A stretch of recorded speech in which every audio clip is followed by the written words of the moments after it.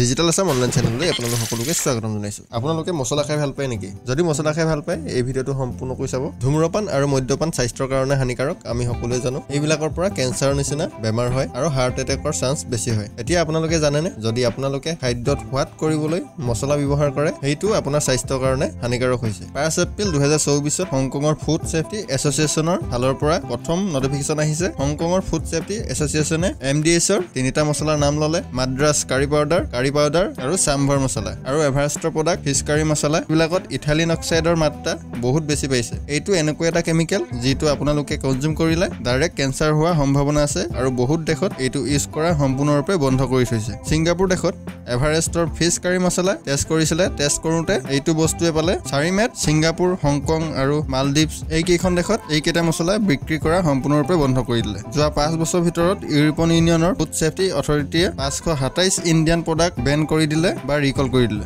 527টা বস্তুত ethylene oxide পাইছে। যোৱা ছমাহৰ ভিতৰত MDHে যিমান কেইটা মছলা আমেৰিকালৈ পঠিয়ালে US কাষ্টম অথৰিটিয়ে 31% মছলা পঠিয়াই দিলে কাৰণ সেইবিলাকত সালমনেলা পোৱা গ'ল। সালমনেলা এটা বেক্টেৰিয়া যিটো কাৰণে ফুড পয়জনিং হ'ব পাৰে, যেনে ডায়েৰিয়া হোৱা, জ্বৰ হোৱা, বমি হোৱা আৰু আপোনাৰ নাৰ্ভাছ চিষ্টেমকো আঘাত কৰিব পাৰে। এনেকুৱা ধৰণৰ ভিডিঅ'বিলাক আগলৈ চাই যাবলৈ মোৰ চেনেলটো ছাবস্ক্ৰাইব কৰি দিব, লগতে কাষতে থকা বেল আইকনটো টিপি দিব, লগতে লাইক, শ্বেয়াৰ, কমেণ্ট কৰি দিব। ধন্যবাদ।